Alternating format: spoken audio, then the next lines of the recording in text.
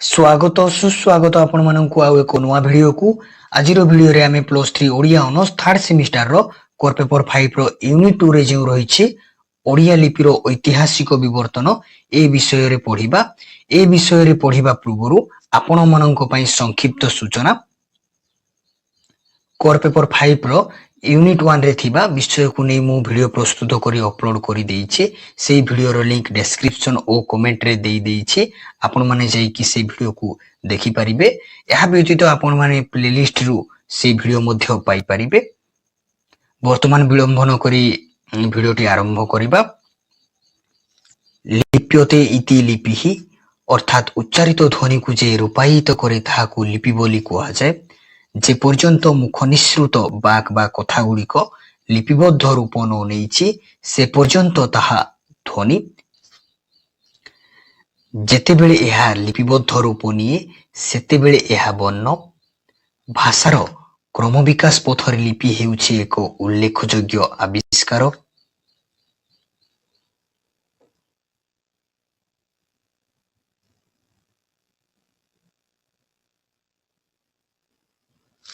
लिपि बिना पृथ्वीर बहु भाषा लोप पाई जाइछि। लिपि ही भाषा को बंचाई रखिछि। केवल भाषा बा साहित्य नुहे मानव सभ्यता और संस्कृतिर क्रम विकास पथरे लिपि हेउछि एक प्रधान सहायक। प्रत्नतात्विक आविष्कारु जना जाए ख्रीष्टपूर्व 2000 वर्ष पूर्वे लिपिर प्रथम उद्भावन होइथिला। चित्रलिपि हेउछि लिपिर प्राथमिक रूप।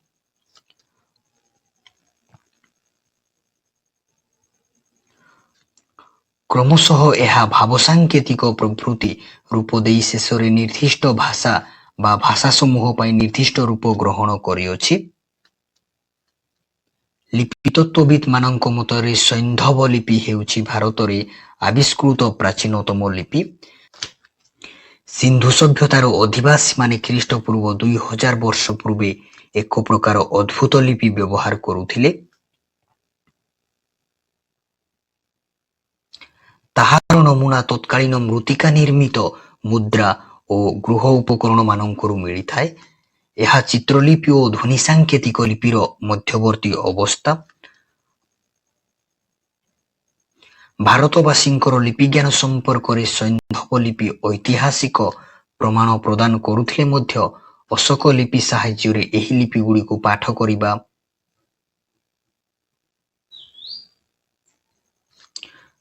संभवपर हेउ नाही किंबा आधुनिक भारतीय लिपि गुड़िक सहित यार पारंपरिक संपर्क नाही।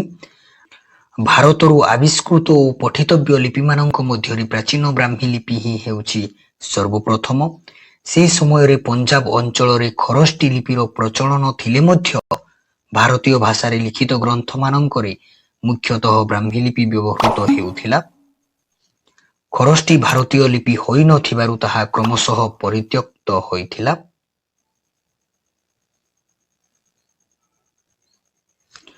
भारतरे लिखित ग्रंथ मानक मध्यरे जास्कंक निरुक्त, पाणिनिक अष्टाध्यायी और पतंजलिक महाभाष्य प्राचीनतम। एगुड़िक ब्राह्मी लिपि रे लिखित होइथिला। तेणु ब्राह्मी लिपिर उद्भव काल ख्रीष्टपूर्व 500 वर्ष तळु बोली अनुमान करा जाए। भारतीय मानकर विश्वास जे ब्रह्म बा वेदर स्थायित्व निमित्त आर्य माने जो लिपिर आविष्कार करिथिले ताहा ब्राह्मी लिपि नाम रे परिचित।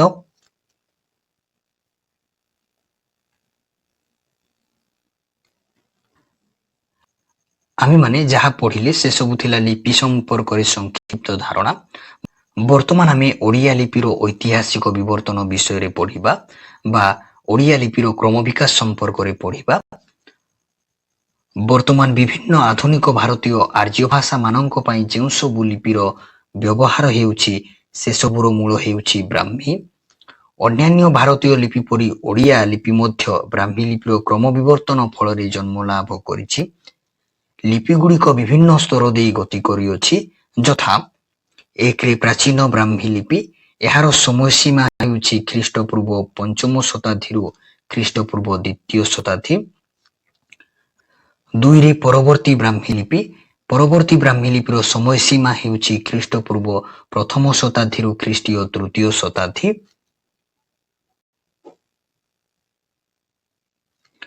ତିନିରେ ଗୁପ୍ତକାଳୀନ ଲିପି। ଗୁପ୍ତକାଳୀନ ଲିପିର ସମୟସୀମା ହେଉଛି ଖ୍ରୀଷ୍ଟୀୟ 4ର୍ଥ ଶତାବ୍ଦୀରୁ 7ମ ଶତାବ୍ଦୀ। 4ରେ ମଧ୍ୟଯୁଗର କଳିଙ୍ଗ ଲିପି। ମଧ୍ୟଯୁଗର କଳିଙ୍ଗ ଲିପିର ସମୟସୀମା ହେଉଛି 7ମ ଶତାବ୍ଦୀରୁ 11ଶ ଶତାବ୍ଦୀ।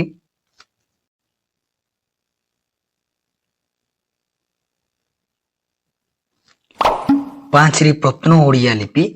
ପ୍ରତ୍ନ ଓଡ଼ିଆ ଲିପିର ସମୟସୀମା ହେଉଛି 11ଶ ଶତାବ୍ଦୀରୁ 14ଶ ଶତାବ୍ଦୀ। 6ରେ ପ୍ରାଚୀନ ଓଡ଼ିଆ ଲିପି। ପ୍ରାଚୀନ ଓଡ଼ିଆ ଲିପିର ସମୟସୀମା ହେଉଛି 14ଶ ଶତାବ୍ଦୀରୁ 16ଶ ଶତାବ୍ଦୀ।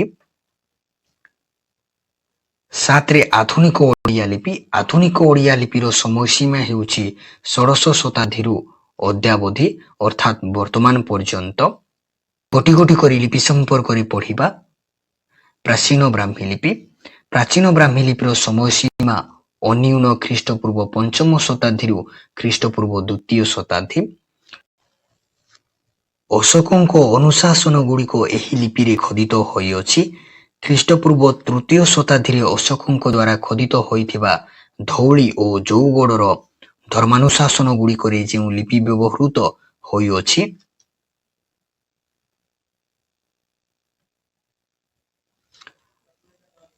ତାହା ହିଁ ହେଉଛି ପ୍ରାଚୀନତମ ବ୍ରାହ୍ମୀ ଲିପି। ପ୍ରାଚୀନ ବ୍ରାହ୍ମୀ ଲିପି ମୁଖ୍ୟତଃ ମୌର୍ଯ୍ୟ ଶାସନ କାଳରେ ପ୍ରଚଳିତ ଥିବାରୁ ଏହାକୁ ମୌର୍ଯ୍ୟକାଳୀନ ବ୍ରାହ୍ମୀ ଲିପି ଭାବରେ ମଧ୍ୟ ଅଭିହିତ କରାଯାଇପାରେ। ଏହି ଲିପିର ଅକ୍ଷର ଗୁଡ଼ିକ ଉପରେ ବିନ୍ଦୁ ଯୋଗ କରିବା ପଦ୍ଧତି ନଥିଲା।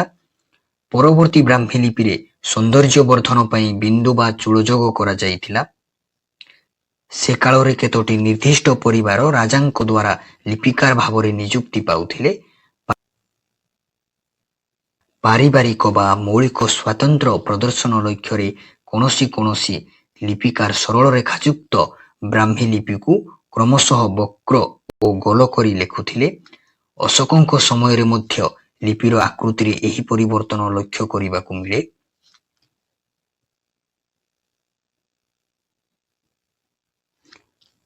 2ରେ ପରବର୍ତ୍ତୀ ବ୍ରାହ୍ମୀ ଲିପି ସମ୍ପର୍କରେ ବର୍ତ୍ତମାନ ପଢ଼ିବା।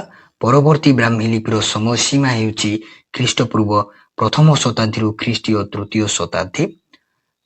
କାଳକ୍ରମେ ଅଞ୍ଚଳ ଭେଦରେ ପ୍ରାଚୀନ ବ୍ରାହ୍ମୀ ଲିପିରେ କେତେକ ପରିବର୍ତ୍ତନ ଲକ୍ଷ୍ୟ କରାଗଲା।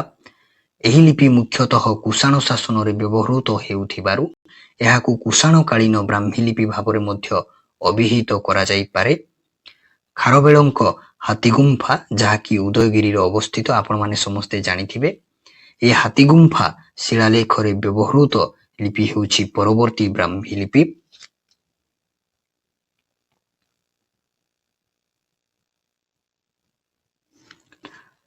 ପରବର୍ତ୍ତୀ ବ୍ରାହ୍ମୀ ଲିପିରେ ଏକ ପ୍ରକାର ବିନ୍ଦୁ ବା ଚୂଳ ବ୍ୟବହୃତ ହେଉଥିଲା। ଏହି କ୍ଷୁଦ୍ର ବିନ୍ଦୁଟି କ୍ରମଶଃ ଗୋଟିଏ ସୁନ୍ଦର ତ୍ରିକୋଣ ବା ଚତୁଷ୍କୋଣ ଆକୃତି ଧାରଣ କରିଥିଲା। ଅକ୍ଷରରେ ପରିବର୍ତ୍ତନ ମୂଳରେ 4ଟି କାରଣ ରହିଥିବା ଅନୁମାନ କରାଯାଇପାରେ, ଯଥା 1ରେ ଅକ୍ଷରଗୁଡ଼ିକୁ ସ୍ପଷ୍ଟ, ସରଳ ଓ ସୁପାଠ୍ୟ କରିବା। 2ରେ ଏଗୁଡ଼ିକର ସୌନ୍ଦର୍ଯ୍ୟ ବଢ଼ାଇବା। 3ରେ ଏଗୁଡ଼ିକୁ ସହଜଲେଖ୍ୟ କରିବା। 4ରେ ତାଳପତ୍ରାଦି ଲିଖନ ଆଧାର ଉପରେ ଅକ୍ଷରଗୁଡ଼ିକୁ ଅଧିକ ସ୍ଥାୟୀ କରିବା।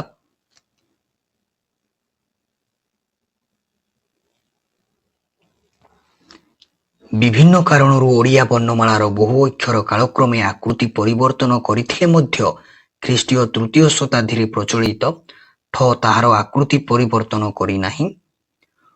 ଉପରେ ନିର୍ଦ୍ଦେଶିତ 4ଟି କାରଣ ଉପରେ ଏହାର ପରିବର୍ତ୍ତନ ନିର୍ଭର କରୁନଥିବାରୁ ଏହା ଏପର୍ଯ୍ୟନ୍ତ ଅପରିବର୍ତ୍ତିତ ରହିଅଛି।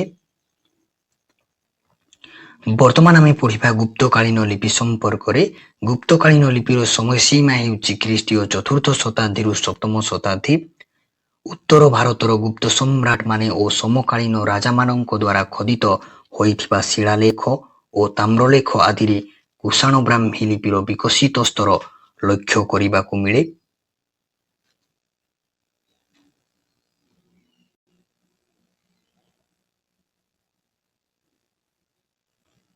ଗୁପ୍ତ ରାଜତ୍ୱ କାଳରେ ଏହାର ପ୍ରଚଳନ ଥିବାରୁ ଏହାକୁ ଗୁପ୍ତ ଲିପି କୁହାଯାଏ। ଲ, ମୂର୍ଧନେଶ, ହ ଆଦି କେତେକ ଅକ୍ଷରକୁ ଭିତ୍ତି କରି ଏହି ଲିପିକୁ 2 ଭାଗରେ ବିଭକ୍ତ କରାଯାଇପାରେ, ଯଥା ପ୍ରାଚ୍ୟ ଓ ପ୍ରତୀଚ୍ୟ। ଏହି ସମୟର ଲିପିରେ ବ୍ୟବହୃତ ଖ ଗ ଣ ଥ ଦ ଏବଂ ତାଲବେଶ ପ୍ରଭୃତି ସହିତ ଆଧୁନିକ ଓଡ଼ିଆ ଅକ୍ଷରର ସାଦୃଶ୍ୟ ରହିଛି। କଳାହାଣ୍ଡିରୁ ପ୍ରାପ୍ତ ମହାରାଜା ତୁଷ୍ଟିକରଙ୍କର ତାମ୍ରପତ୍ର, ଯାହାକି ପ୍ରାୟ 4ଥ ଶତାବ୍ଦୀରେ ଖୋଦିତ। ଧର୍ମରାଜଙ୍କ ସୁମଣ୍ଡଳ ତାମ୍ରଶାସନ 569-70 ଖ୍ରୀଷ୍ଟୀୟରେ ଖୋଦିତ। ମହାରାଜା ଶମ୍ଭୁଜଶଙ୍କର ସରତାମ୍ର ଶାସନ 579-80 ଖ୍ରୀଷ୍ଟୀୟରେ ଖୋଦିତ। ଶିବରାଜଙ୍କ ପଟିଆ ଜିଲ୍ଲା ତାମ୍ର ଶାସନ 602 ଖ୍ରୀଷ୍ଟୀୟରେ ଖୋଦିତ।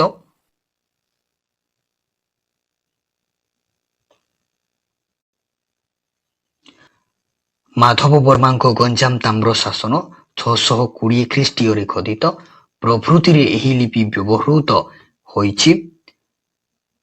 ବର୍ତ୍ତମାନ ଆମେ ମଧ୍ୟଯୁଗର କଳିଙ୍ଗ ଲିପି ସମ୍ପର୍କରେ ପଢ଼ିବା।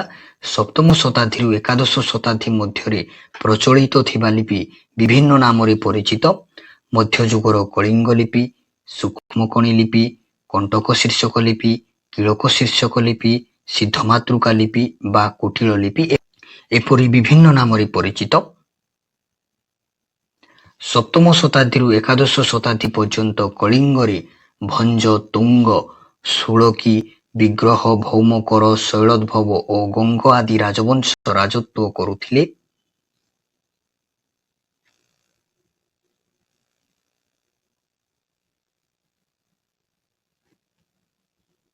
ଏମାନଙ୍କର ଶିଳାନୁଶାସନମାନଙ୍କରେ ଯେଉଁ ଲିପି ବ୍ୟବହୃତ ହେଉଥିଲା ତାହାକୁ ମଧ୍ୟଯୁଗର କଳିଙ୍ଗ ଲିପି କୁହାଯାଏ। ମଧ୍ୟଯୁଗୀୟ ଭାରତର ପୂର୍ବାଞ୍ଚଳରେ ଏହି ଲିପିର ପ୍ରଚଳନ ଲକ୍ଷ୍ୟ କରାଯାଏ। ଏହି ଲିପିଗୁଡ଼ିକର ଶୀର୍ଷ ସୂକ୍ଷ୍ମକଣ, କଣ୍ଟକ, କିଳକ ଓ ସିଦ୍ଧମାତୃକା ଆକୃତି ଧାରଣ କରିଥିବାରୁ ଏହାକୁ ସୂକ୍ଷ୍ମକଣି ଲିପି, କଣ୍ଟକ ଶୀର୍ଷକ ଲିପି, କିଳକ ଲିପି, ସିଦ୍ଧମାତୃକା ଲିପି ଆଦି ନାମରେ ଅଭିହିତ କରାଯାଇପାରେ। ଏହି ଲିପି କ୍ରମଶଃ ସରଳରୁ କୁଟିଳ ହୋଇଥିବାରୁ ଏହାକୁ କୁଟିଳ ଲିପି ମଧ୍ୟ କୁହାଯାଏ।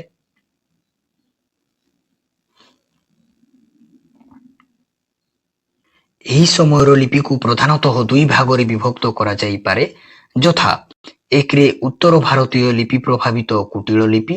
ଓଡ଼ିଶାର ପୂର୍ବ, ଉତ୍ତର ଓ ପଶ୍ଚିମାଞ୍ଚଳରେ ଏହାର ବ୍ୟବହାର ଥିଲା। 2ରେ ଦକ୍ଷିଣ ଭାରତୀୟ ଲିପି ପ୍ରଭାବିତ କୁଟିଳ ଲିପି। ଓଡ଼ିଶାର ଦକ୍ଷିଣାଞ୍ଚଳରେ ଏହାର ବ୍ୟବହାର ଥିଲା। ମହାସାମନ୍ତ ମାଧବ ରାଜାଙ୍କ ଗଞ୍ଜାମ ତାମ୍ରଲେଖ, ଶୁଭାକରଙ୍କ ନେଉଳପୁର ଅଭିଲେଖ, ବିଦ୍ୟାଧର ଭଞ୍ଜଙ୍କ ସନନ୍ଦ, କଟକର ସମବଂଶୀ ରାଜାଙ୍କର ଅଭିଲେଖ, ଦ୍ୱିତୀୟ ମହାଭବଗୁପ୍ତଙ୍କ ସମ୍ବଲପୁର ଜିଲ୍ଲା ଅନ୍ତର୍ଗତ କୁଦପଲ୍ଲୀ ଫଳକ ପ୍ରଭୃତିରେ ଏହି ଲିପି ବ୍ୟବହୃତ ହୋଇଅଛି।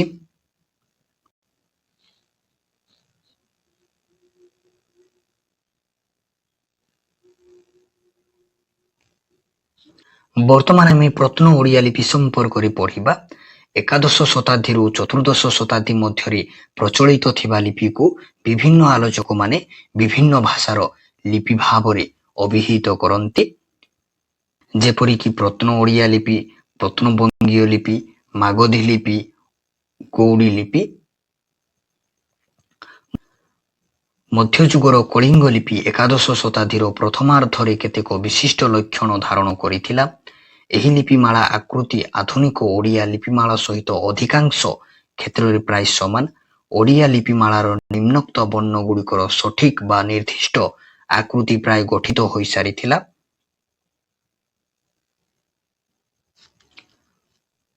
ଅ, ଆ, ହର୍ଷଇ ଦୀର୍ଘଇ, ହର୍ଷଉ ଦୀର୍ଘଉ, ଏ, ଐ, ଓ, ଔ, କ, ଖ, ଗ, ଝ, ଠ, ଥ, ଧ, ମ, ଜ, ର, ଳ, ଲ, ବ, ତାଲବେଶ, ମୂର୍ଦ୍ଧନେଶ, ହ।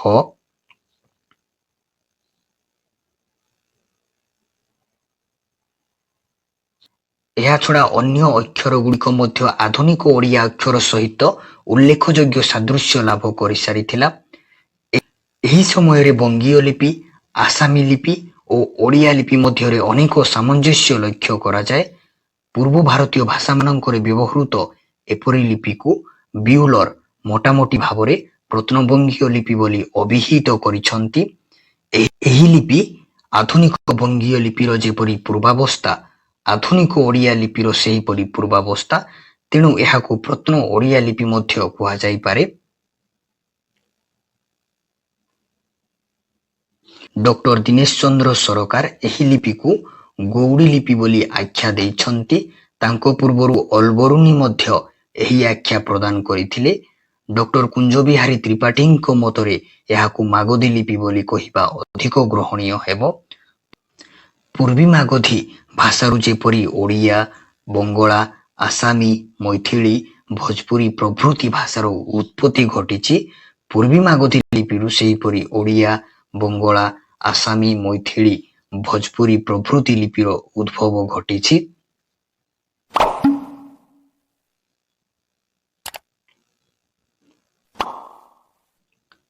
ମନମୋହନ ଚକ୍ରବର୍ତ୍ତୀଙ୍କ ମତରେ ଜୟପାଳ ଦେବଙ୍କର ବାଲେଶ୍ୱର ଜିଲ୍ଲା ଇର୍ଦା ଫଳକରେ ସର୍ବପ୍ରଥମ ପ୍ରତ୍ନବଙ୍ଗୀୟ ବର୍ଣ୍ଣମାଳା ବ୍ୟବହୃତ ହୋଇଅଛି। ଏହି ଲିପିକୁ ପ୍ରତ୍ନ ଓଡ଼ିଆ ବୋଲି ମଧ୍ୟ କୁହାଯାଇପାରେ। ଡକ୍ଟର ସତ୍ୟନାରାୟଣ ରାଜଗୁରୁଙ୍କ ମତରେ ସୋର ନିକଟସ୍ଥ ଗଣ୍ଡିବେଢ଼ାରୁ ପ୍ରାପ୍ତ ବୌଦ୍ଧ ପ୍ରତିମାର ପାଦଦେଶରେ ଲିଖିତ 2ଟି ପଂକ୍ତିରେ ସର୍ବପ୍ରଥମ ପ୍ରତ୍ନ ଓଡ଼ିଆ ଲିପି ବ୍ୟବହୃତ। ସେ ଏହାର ସମୟ 10ମରୁ ଏକାଦଶ ଶତାବ୍ଦୀ ମଧ୍ୟରେ ନିର୍ଣ୍ଣୟ କରିଛନ୍ତି। ଏହାର ଦ୍ୱିତୀୟ ଦୃଷ୍ଟାନ୍ତ ରୂପେ ସେ ରାଜା ବଜ୍ରହସ୍ତ ଦେବଙ୍କର ଏକ ତାମ୍ରଶାସନକୁ ଗ୍ରହଣ କରିଛନ୍ତି, ଯାହାକି ପ୍ରାୟ ଏକାଦଶ ଶତାବ୍ଦୀରେ ଖୋଦିତ ହୋଇଥିବା ଜଣାଯାଏ।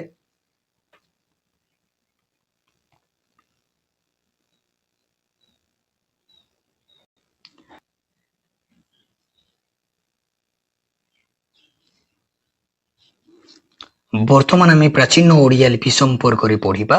ପ୍ରାଚୀନ ଓଡ଼ିଆ ଲିପିର ସମୟସୀମା ହେଉଛି ଚତୁର୍ଦ୍ଦଶ ଶତାବ୍ଦୀରୁ ଷୋଡ଼ଶ ଶତାବ୍ଦୀ। ପ୍ରତ୍ନ ଓଡ଼ିଆ ବା ପ୍ରତ୍ନବଙ୍ଗୀୟ ଲିପିର ପରବର୍ତ୍ତୀ ବିକାଶ ସ୍ତର ହେଉଛି ପ୍ରାଚୀନ ଓଡ଼ିଆ ଲିପି। ଏହି ଲିପିରେ ନାଗରୀ ଲିପିର ପ୍ରଭାବ ଲକ୍ଷ୍ୟ କରାଯାଏ। 1395 ଖ୍ରୀଷ୍ଟୀୟରେ ଖୋଦିତ ଚତୁର୍ଥ ନରସିଂହ ଦେବଙ୍କ ପୁରୀ ଶଙ୍କରାନନ୍ଦ ମଠର ତାମ୍ରଫଳକ ସନନ୍ଦରେ ବ୍ୟବହୃତ ଲିପି ହେଉଛି ନାଗରୀ ପ୍ରଭାବିତ ପ୍ରାଚୀନ ଓଡ଼ିଆ ଲିପି।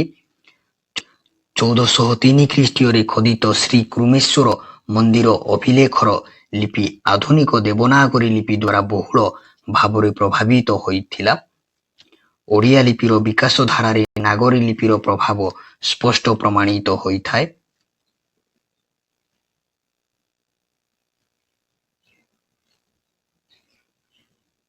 କେତୋଟି ଓଡ଼ିଆ ଅକ୍ଷର ସହିତ ନାଗରୀ ଅକ୍ଷରର ଏତେ ଦୂର ସାଦୃଶ୍ୟ ରହିଛି ଯେ ଓଡ଼ିଆ ଅକ୍ଷରର ଶୀର୍ଷ ଦେଶର ମଣ୍ଡଳୀ ପରିବର୍ତ୍ତେ ରେଖା ଟାଣିଦେଲେ ସେଗୁଡ଼ିକ ସହଜରେ ନାଗରୀ ଅକ୍ଷର ରୂପେ ପଠିତ ହୋଇପାରିବ। ଚିକାଗୋ ଜିଲ୍ଲାର ପଟଙ୍ଗୀ ଗ୍ରାମ ପତେଶ୍ୱର ମନ୍ଦିରରେ ଥିବା ଭାନୁଦେବଙ୍କ ଶିଳାଲେଖ 1376 ଖ୍ରୀଷ୍ଟୀୟରେ ଖୋଦିତ। ଚତୁର୍ଥ ନରସିଂହ ଦେବଙ୍କର ଯାଜପୁର ସିଦ୍ଧେଶ୍ୱର ମନ୍ଦିରସ୍ଥ ସ୍ତମ୍ଭାଭିଲେଖ 1394 ଖ୍ରୀଷ୍ଟୀୟରେ ଖୋଦିତ। ସମ୍ବଲପୁର ଜିଲ୍ଲାର ନରସିଂହନାଥ ମନ୍ଦିରରେ ଥିବା ବୈଜଲ ଦେବଙ୍କ ଶିଳାଲେଖ 1413 ଖ୍ରୀଷ୍ଟୀୟରେ ଖୋଦିତ। ବାଲେଶ୍ୱର ଗଡ଼ପଡ଼ାରୁ ପ୍ରାପ୍ତ ପୁରୁଷୋତ୍ତମ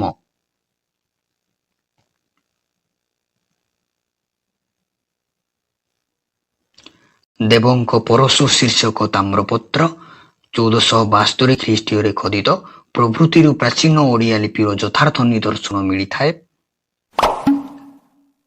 ବର୍ତ୍ତମାନ ଆମେ ଆଧୁନିକ ଓଡ଼ିଆ ଲିପି ସମ୍ପର୍କରେ ପଢ଼ିବା। ଆଧୁନିକ ଓଡ଼ିଆ ଲିପିର ସମୟସୀମା ହେଉଛି ଷୋଡ଼ଶ ଶତାବ୍ଦୀ ଠାରୁ ଅଦ୍ୟାବଧି ପର୍ଯ୍ୟନ୍ତ, ଅର୍ଥାତ୍ ବର୍ତ୍ତମାନ ପର୍ଯ୍ୟନ୍ତ। ପ୍ରାଚୀନ ଓଡ଼ିଆ ଲିପି ଷୋଡ଼ଶ ଶତାବ୍ଦୀ ଠାରୁ ବିକଶିତ ହୋଇ ଆଧୁନିକ ଓଡ଼ିଆ ଲିପିରେ ପରିଣତ ହୋଇଛି। ପ୍ରାଚୀନ ଓଡ଼ିଆ ଲିପିର ଉପର ଭାଗ ବକ୍ରରେଖା ଥିବା ବେଳେ ଆଧୁନିକ ଓଡ଼ିଆରେ କ୍ରମଶଃ ଗୋଲାକାର ରୂପ ଧାରଣ କରିଅଛି। ଷୋଡ଼ଶ ଶତାବ୍ଦୀ ଠାରୁ ବର୍ତ୍ତମାନ ପର୍ଯ୍ୟନ୍ତ ଲିଖିତ ତାଳପତ୍ର ପୋଥି, ଶିଳାଲେଖ, ତାମ୍ରଲେଖ ଓ ମୁଦ୍ରିତ ଗ୍ରନ୍ଥମାନଙ୍କରେ ଏହି ଲିପି ବ୍ୟବହୃତ ହେଉଛି।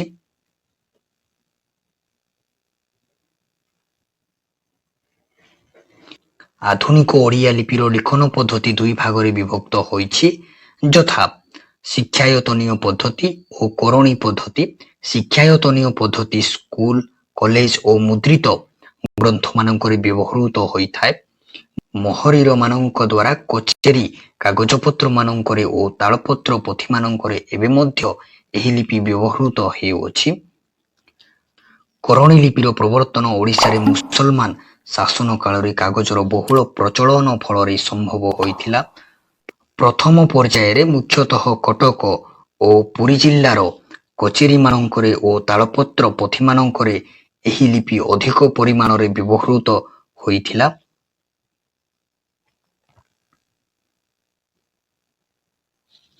କାରଣ କଟକରେ ଓଡ଼ିଶାର ରାଜଧାନୀ ସ୍ଥାପିତ ହେବା ଫଳରେ କଟକ ଜିଲ୍ଲାରେ ଓ ତାର ପଡ଼ୋଶୀ ପୁରୀ ଜିଲ୍ଲାର ଅଧିବାସୀମାନେ ମୋହରିର ବା ଲେଖକ ଭାବରେ ଜୀବିକା ନିର୍ବାହ କଲେ। ପ୍ରଥମେ କରଣ ଜାତିର ଲୋକମାନେ ମୁଖ୍ୟତଃ ମୋହରି ବା ଲେଖକ ଭାବରେ କାର୍ଯ୍ୟ କରୁଥିବାରୁ ଓ ସେମାନଙ୍କ ଦ୍ୱାରା ସ୍ୱତନ୍ତ୍ର ଲିଖନ ପଦ୍ଧତି ଅନୁସୃତ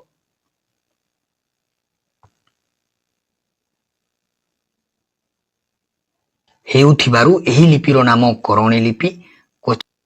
କଚେରୀ କାଗଜପତ୍ର ମାନଙ୍କରେ ଏହାର ବହୁଳ ପ୍ରଚଳନ ଥିବାରୁ ଏହି ଲିପିର ଅନ୍ୟ ଏକ ନାମ ହେଉଛି କଚେରୀ ଲିପି। କରଣୀ ଲିପି ପ୍ରଚଳନର ବିପୁଳ ପ୍ରସାର ଘଟିଥିଲା ଓଡ଼ିଶାରେ ବ୍ରିଟିଶ ଶାସନ ପ୍ରଚଳନ ପରେ ଅର୍ଥାତ୍ 19 ଶତାବ୍ଦୀର ଆରମ୍ଭରେ।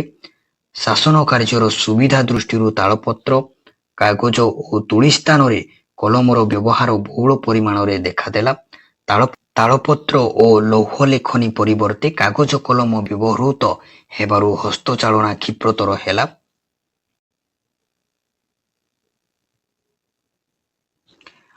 ବିଂଶ ଶତାବ୍ଦୀରେ ଓଡ଼ିଆ ମୁଦ୍ରାଯନ୍ତ୍ରର ପ୍ରସାର ଫଳରେ ଓଡ଼ିଆ ବର୍ଣ୍ଣମାଳାର ନିର୍ଦ୍ଦିଷ୍ଟ ରୂପ ଆବଦ୍ଧ ହେଲା ଏବଂ ଏହି ବର୍ଣ୍ଣମାଳା ପ୍ରାୟ ସବୁ କ୍ଷେତ୍ରରେ ସ୍ୱୀକୃତ ହେଲା। ଏହିପରି ବିଭିନ୍ନ ସ୍ତର ଦେଇ ଓଡ଼ିଆ ଲିପି ଏକ ସ୍ଥାୟୀ ଆଧୁନିକ ରୂପ ଗ୍ରହଣ କରିଅଛି। ଭିଡ଼ିଓଟି ଭଲ ଲାଗିଥିଲେ ଶେଷରେ ଲାଇକ୍ କରିବେ, ସବସ୍କ୍ରାଇବ୍ କରିବେ, ଅଧିକରୁ ଅଧିକ ମାତ୍ରାରେ ସାଙ୍ଗସାଥୀମାନଙ୍କୁ ସେୟାର କରିବେ। ଦେଖା ହେବା ଖୁବ୍ ଶୀଘ୍ର ଆଉ ଏକ ନୂଆ ଭିଡ଼ିଓରେ।